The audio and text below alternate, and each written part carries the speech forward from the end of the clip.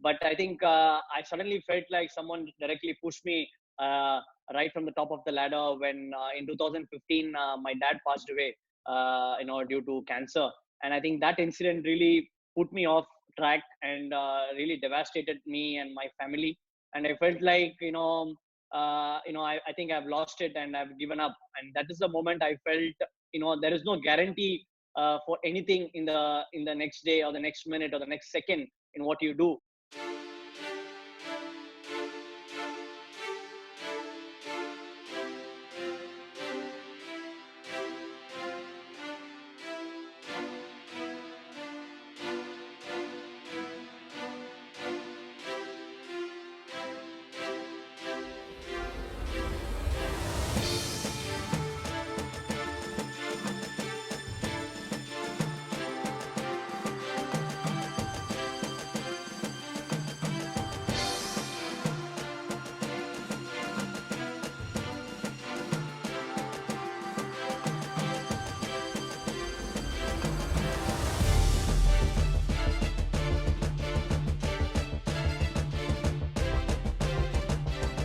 Hello and welcome to Vikram's Incredible 1000, the Success Podcast. On this, we look to interview some of the best and how they get extraordinary results so that we can replicate that. Today, I have with me one of India's most enigmatic sportsmen. He is an Arjuna awardee. He's the the second Indian to win a Pro Tour title. He's won multiple national medals. He's the first Indian to crack the world top 25 with the highest world rank of 24. He's an A student and an engineer to top that. And to round all of this off, he's a humble and hardworking guy. And I would say I'm a huge fan of him. So it's my privilege and my honor to bring to you today Satyan Gnanasekaran. Satyan, welcome to the show, bro. Hello, Vikram. So, Satyan, yeah. So, dude, honestly, first of all, privilege having you here and to learn from you because you've done so much over the last 10, 20 years of your life. And most young people, when they look at you and they try to understand success and confidence and so many different things that you have excelled at in your life, and they're always going to be keen, I wish I could be like him one day. So have you ever gotten that statement from people? Oh, yes, definitely. A lot of people get inspired. So I myself have been in that situation when I was a kid, that looking up a lot of people like Roger Federer or even top legends from our sport as well, to be them and to emulate them. But I feel success is a journey. So it's not a destination. It's a journey which goes on, and you get more hungry as you take more wins in your career. And that hunger is what actually keeps you going. Absolutely. I think that's well put. So, bro, I would like to know, aside from hunger, what drives you on a personal level to be extraordinary and incredible? I feel that's a determination on the personal level. Like table tennis has been my passion, so why not make your passion as profession? Was my childhood thought always that I should take up table tennis on a professional way, and that gives me a lot of happiness. So I think what best you can ask for when you get loads of happiness playing the sport. You make it as a profession, and you keep having success at it. So definitely winning is one thing which really drives me. I have to be very frank. Winning is one thing which really drives you to go to the next level. And the winning becomes addiction. And I think that's the biggest addiction for any sports person. And when you get addicted to that, you just keep pushing yourself more harder and harder. Mm-hmm. And considering from the trophies behind you, we know that there's no shortage of that. And in fact, you might have had to make some space in your house specifically for that. So just on that note, I would like to know from you approximately how many trophies and medals have you won across your career? Oh yeah, that's that I had this very big curiosity to count my trophies as a kid. Like whenever I had a lot of wins in the state ranking tournaments or national level tournaments, I used to arrange them in a nice way. I have like four cupboards of this kind in my new house. We have built a couple of new cupboards to put in some trophies, and the old trophies have gone shifted out to some other place. As long as I remember, when I was like 16, 17, it has crossed 100.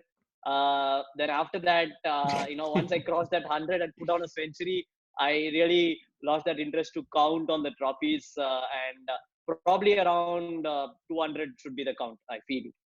I'm not so exact, by the way. I'm pretty sure you're being modest with that number, but we'll take your word for it. So aside from this, you've been playing table tennis now for quite a long time. So I would like to know, how has playing table tennis driven you professionally? First of all, at this level that you're playing, how has it changed you on a personal level? I think it has taught me quite a lot. The lessons which sport teach you is immense. I think how to face defeat is the biggest lesson you learn from the sports, and I think people will never give up, or that determination. What I learned from the sport was one thing I should give up. I should put it in place. On the personal level, I also feel that the sport really taught me how to always learn from defeats and how to come up with different strategy. Like the famous quote also always says, like, if you keep trying the same thing again and again, you can't expect the results to be different. So I always made sure that I keep trying.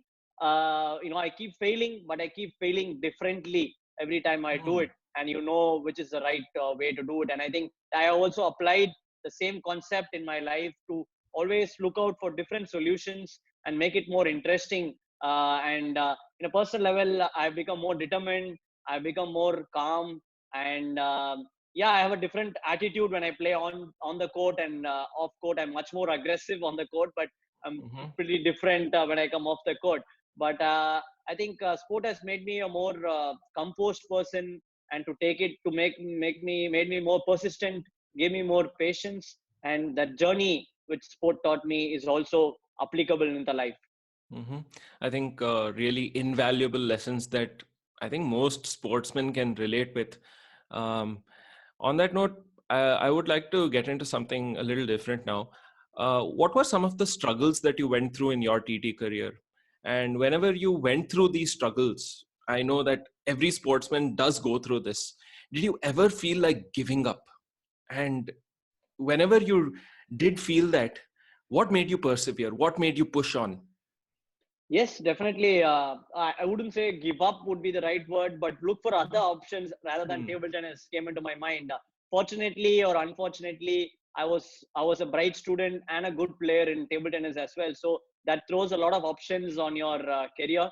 And yes, the transformation from junior to senior was a big task. I think most of the athletes drop out on that, and that's where you really push yourself. It's like going from school to college, where you have a different life altogether. So when I won a junior world championship medal in 2011, and I had to graduate myself to the senior, and I was actually doing my graduation in engineering. So I think that was a very difficult choice, where I actually dropped in the rankings, and I felt probably table tennis was not my cup of tea in the senior level, and I should probably take up engineering more seriously, do some interesting courses, and probably get into doing some MS or higher education in abroad came into my mind in year 2012, when I was actually not doing my table tennis part really well. But I think I wanted to give it a last shot. I thought, okay, let me just push myself and go out of the boundaries and see what can happen. And I should really feel that more than me, the people around me kept the belief on me very high, the parents especially. And my coach, Raman sir, came into the fray in 2012. That was a year.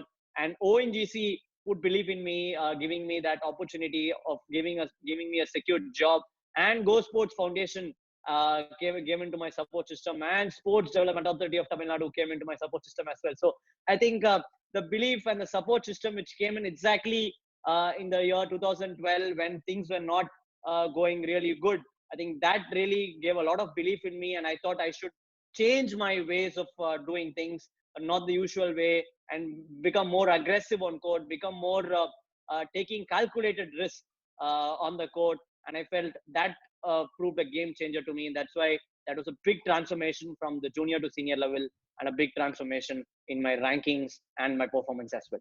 Mm-hmm. Absolutely fantastic to hear that.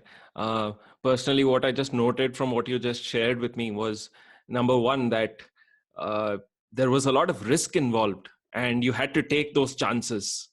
And Yes. most people refrain from taking those risks. And I think, you taking that one step that most people are afraid to take, but that was probably the most profound step. But at the same time, after taking that risk, I think somewhere you started to get some support along the way, which allowed you to propel further ahead in your career in a Very true. profound, I in a was different. lucky. I was definitely lucky on that part. Yeah. Excellent.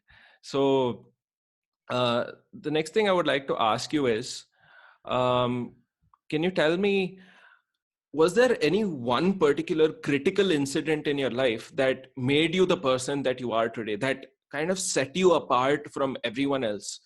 And after that critical incident of your life, what did you start doing differently?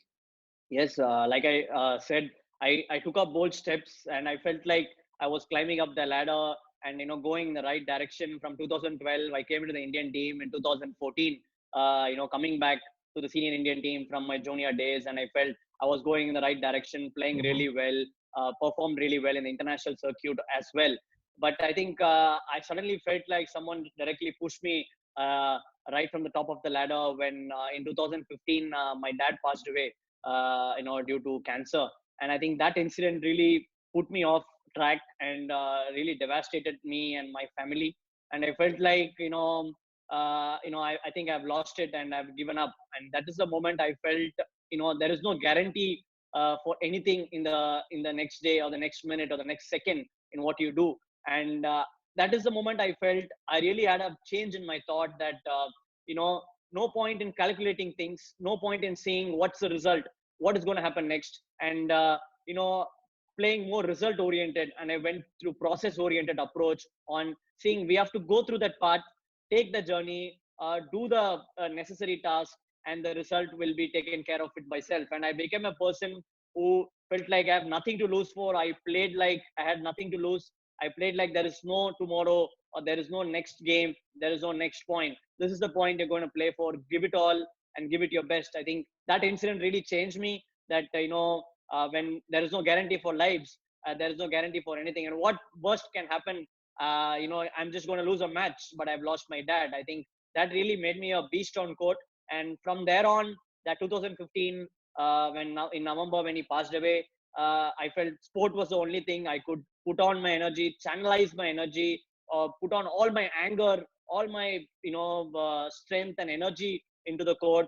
And 2015, I won the Commonwealth Championship mixed doubles gold medal for the first ever time for the country. And of course, I missed the Olympic berth, but I did not let that sink into me. And I felt I took that up as a challenge, and I went on to win the 2016 Belgium Open, becoming the second Indian to win a Pro Tour title and the first Indian to win on an European soil. I think that was a moment I felt that I really made myself as a different person, and I came out in 2016 as a different Satyan to get altogether. Amazing. Just truly inspiring. I mean, hats off to you. Most people in life, whenever they face a challenge, they tend to let that challenge define them. And most of the time that's in a negative way, in a way that does not take them towards what they want. In fact, they start settling and they take lesser risks. But what you see clearly have done is you looked at that in a whole new perspective, and you took on the challenge of life in general, and you went after what you wanted. So as sad as it is losing a father, I mean, it clearly it has made a tremendous impact in not only your professional career but on a personal level, from what I can from what I can hear. Very true. Yeah. Yeah. I'll have to give it to my mother because I think she was the backbone. I was actually, in fact, worried about her, but the Mm-hmm. person she turned out to be an iron lady, telling me that sport was the only thing Dad was thinking about, and this is the best way you can give back to him on what he has done for all of us. And she was the one who supported me in this tough times, and I felt that energy she gave me really pushed me hard to make my dad proud. And the day what I'm there today is just because of his valiant efforts he put on me in the childhood days. Truly, truly. On that note, I just wanted to understand, uh, since you shared something about your mother, besides her, who are the support system, who formed the support system in your life? I mean, if I list out, that would go on for hours together. I think, like people said, this might be an individual sport, but sport itself is a team game. Like, a sport being a very, in the formative years as a profession in our country, especially, there has to be a lot of support from the childhood days. Starting from my parents, my mom, Malarkodi, my dad, Jnanashekharan. I have two elder sisters, sweet sisters, Divya and Rekha, who have done all my record notebooks work and supported me in my childhood days, taking almost a lot of burden on my part as well. They have been very supportive, and Rekha herself was a state level table tennis player, and the family was something which was a strong support to me. Apart from that, my school, Kolaperumal Chetty Vaishnav Senior Secondary School, you can't believe that they gave me free education right from third standard.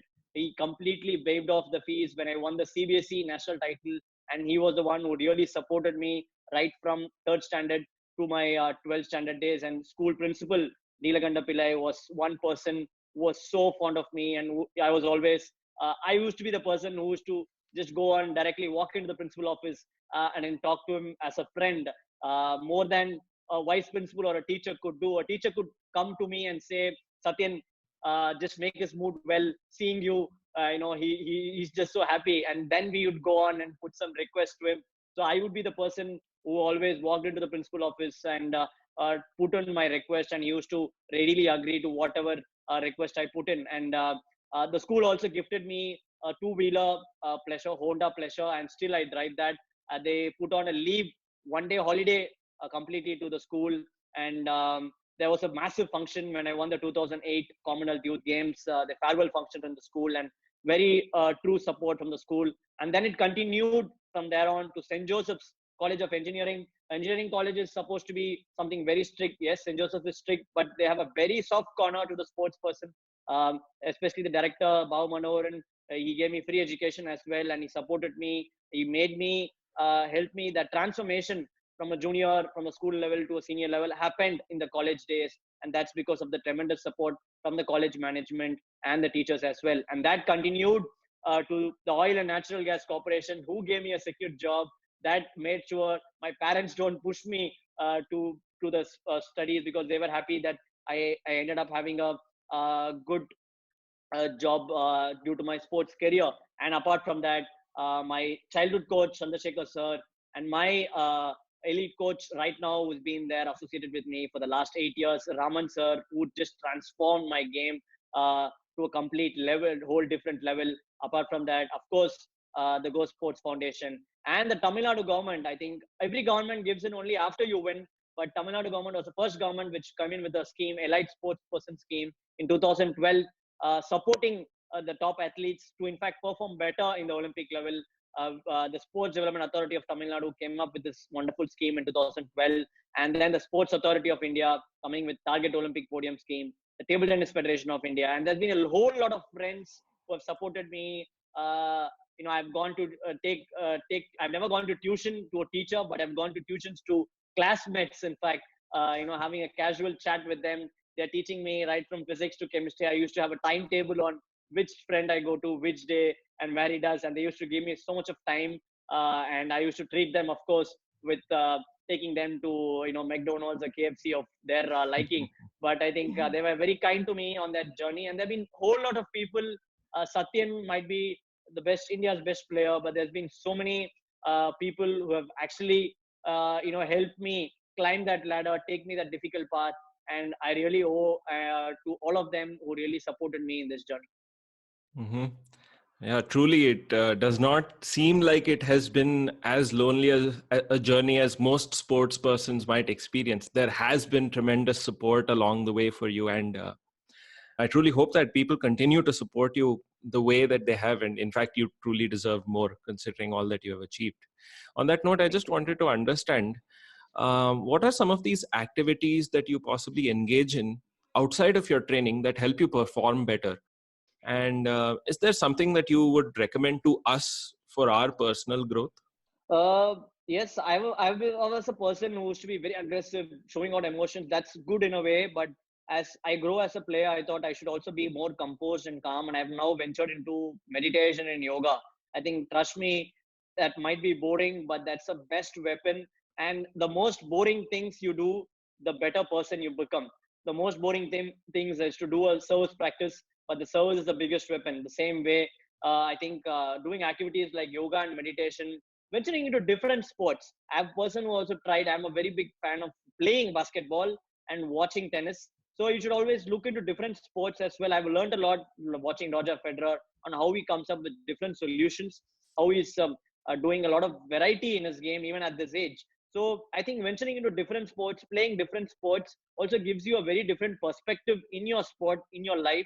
So you should also play different sports and do different things. Come out makes you also to come out of your comfort zones. So I have done a lot of things which I felt I wouldn't never do it. I've done swimming, I've done bungee jumping, adventure things to take out that fear of heights, to take out that fear in me, and that really helped me to perform well in the sport as well. And I watch a lot of movies. I think that really, I think that's my tonic, I would say, as a person to relieve my stress out and talk to my family. So there might be anything for different sports person, but my suggestion is do different things which you feel you're scared of on the sport. When you're scared of doing something, when you do certain things like, be it adventure sport, be it to go for a swim, do like, watch horror movies, or, go out with your friends, or whatever that makes you come out of that comfort zone. And I think, trust me, that's going to really help you come out of your comfort zone in the sport as well. Mm-hmm. Excellent, excellent. Great to hear that. Um, on that note, you did mention a little bit about your situation in school and how there was support. Many people wish to pursue sports professionally, just like you have.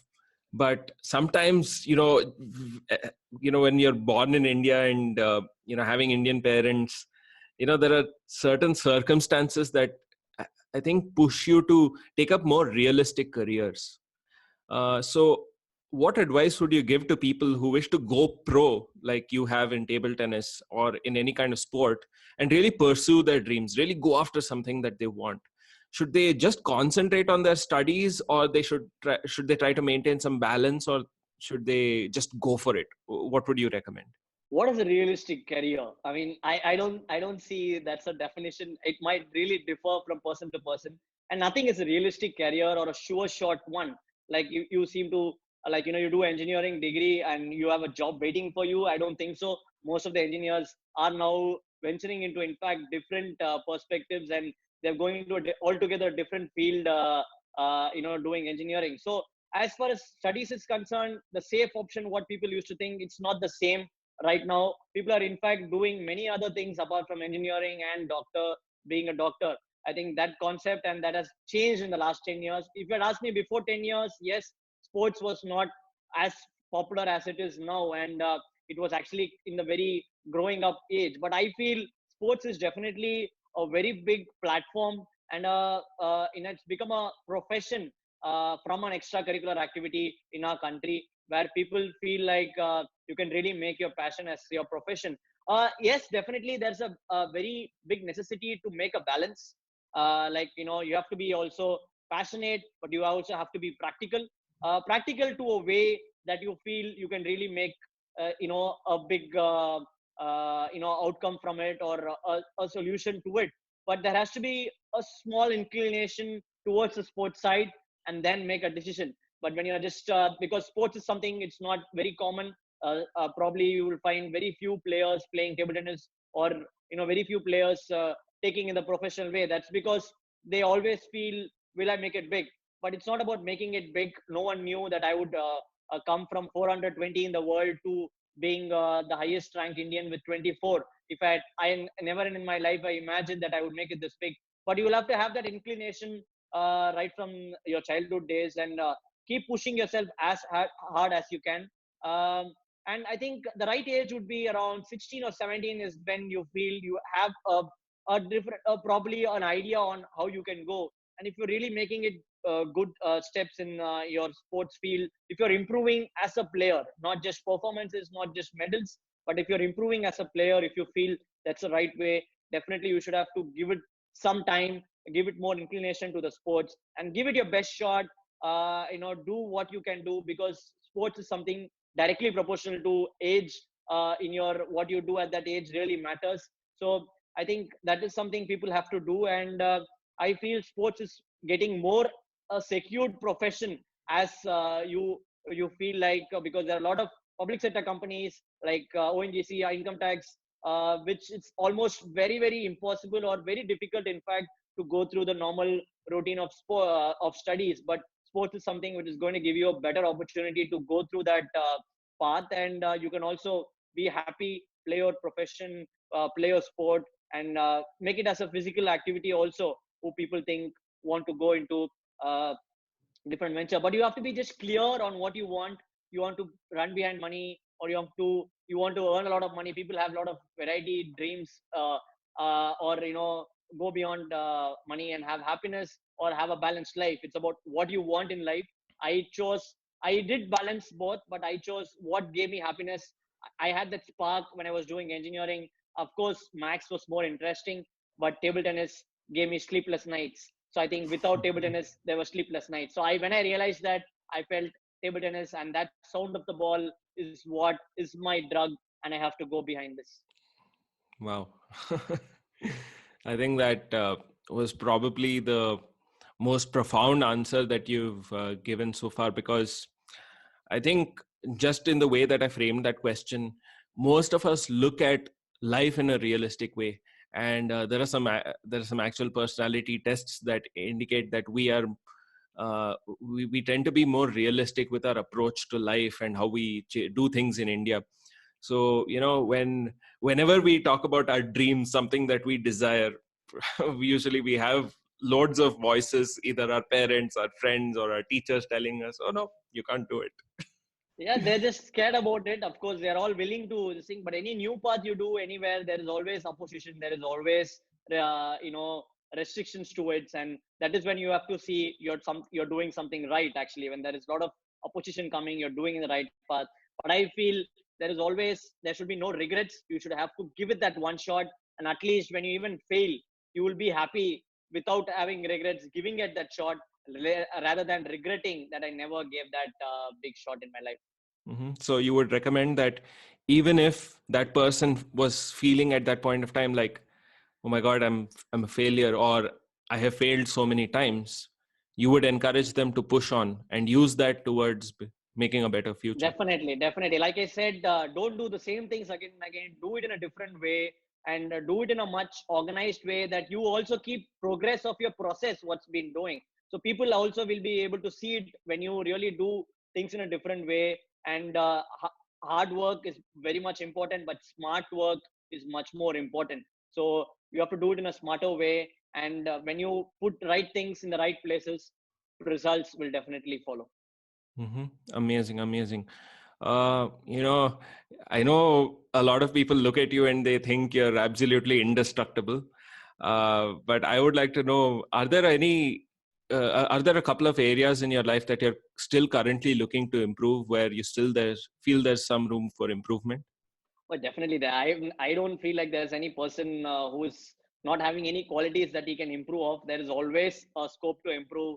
Even when you're world number one, when you're the Olympic champion, there's always something you can always look to improve. Or yes, I've been looking on the table tennis front. I've been looking really to improve on certain skills on my serves. On the strength part, I've been an agile and a very fast-moving athlete. You should be seeing me as a athlete who's having a lot of speed. But I think at this level, I also need to put on some physical strength. I'm really working on it to get in more power and get in more bite in that strokes I play, and to instill that fear to the opponents. So I think I've been really working on that part as well. And to be a top athlete, it's about that belief that you can become a top athlete, which took some time for me. And I've started beating a lot of top 20 players in me, top 20 players in the recent past.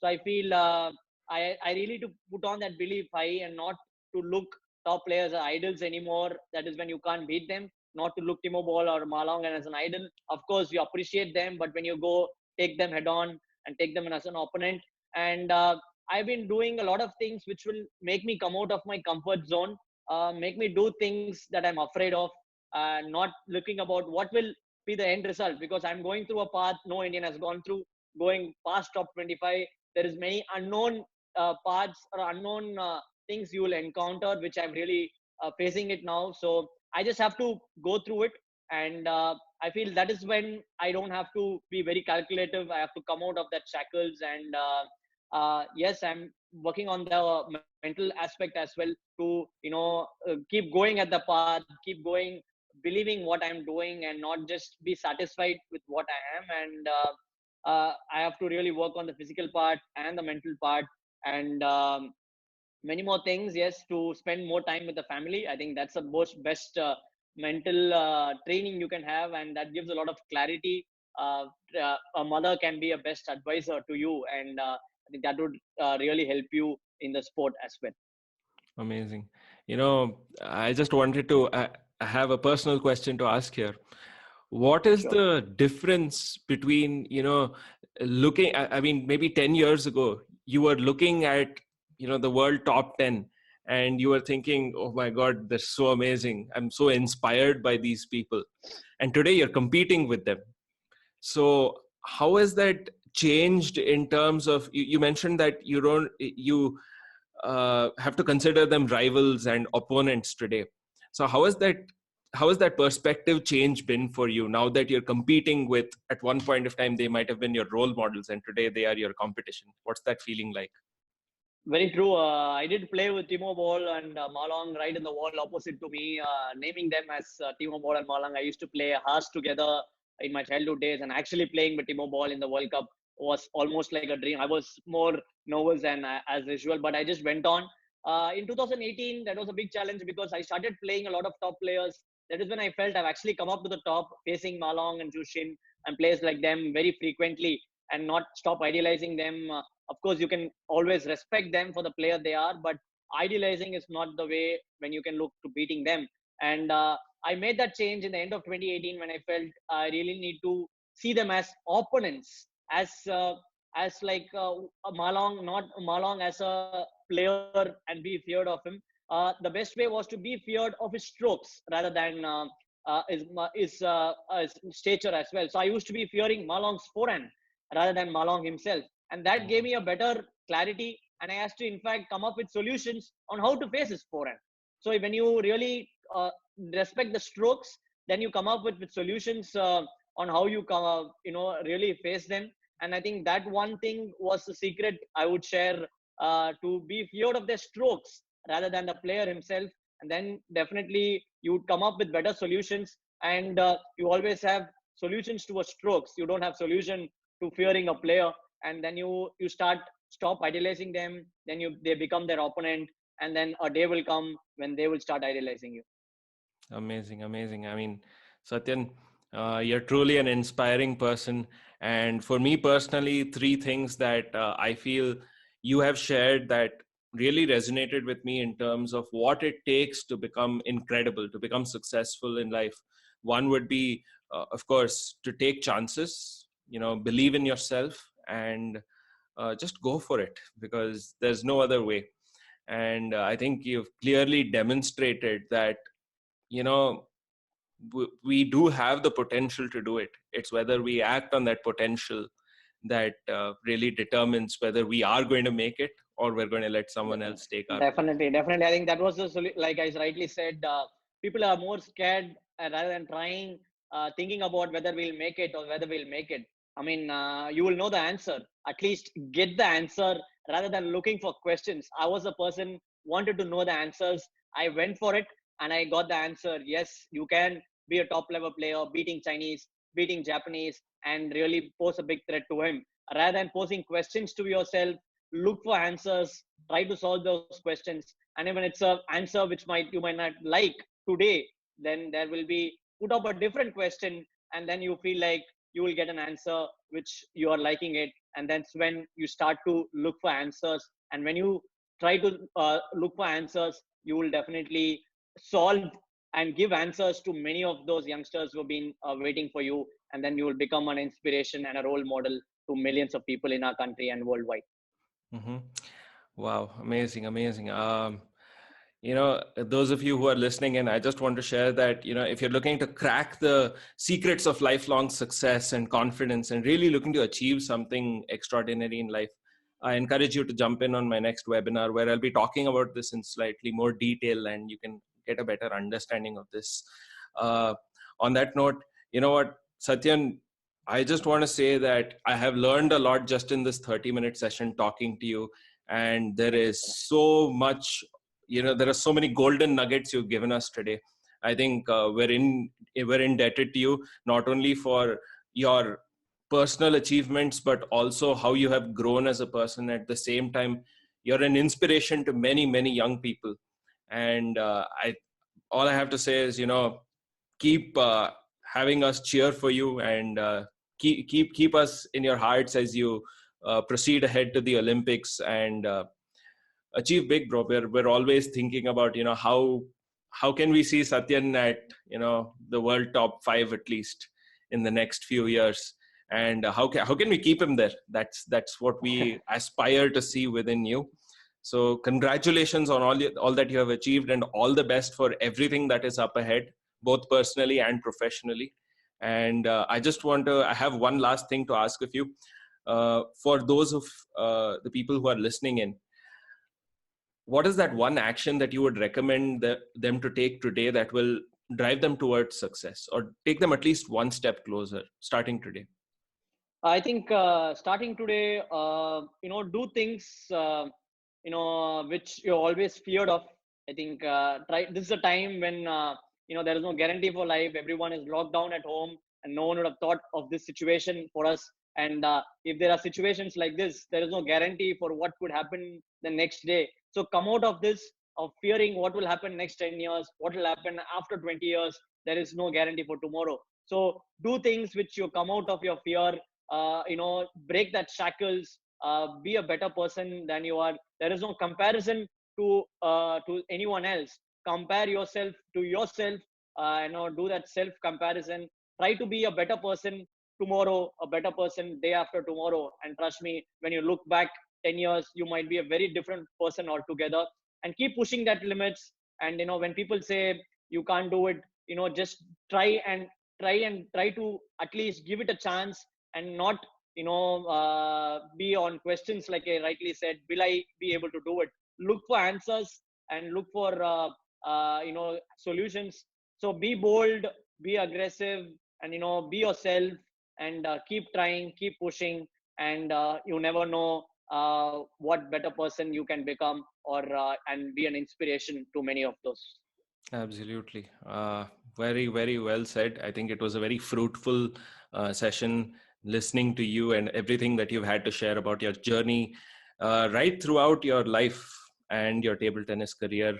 I'm going to be linking Satyan's handles, social media handles down below, and just follow him, guys. Please support him. Make sure that he receives all the love and respect and support that he deserves, because he has worked his butt off for it. And bro, we're going to be cheering for you as you move ahead across your life. So thank you Thank you so much, Vikram. On that note, guys, if you're also looking to learn from the best of the best, and really get to know what it takes to be successful, we're going to have more of these in-depth conversations with a lot more successful people just like Satyan. So if you're looking for that, make sure you stay tuned to the next episode of Vikram's Incredible 1000, the Success Podcast. Till then, Satyan, thank you so much. And thank you so much, Vikram. It's wonderful talking to you. Thank you so much. Thank you so much for all the support, and keep supporting me. And I feel the best is yet to come. The best is yet to come, truly. Bye-bye. Bye-bye.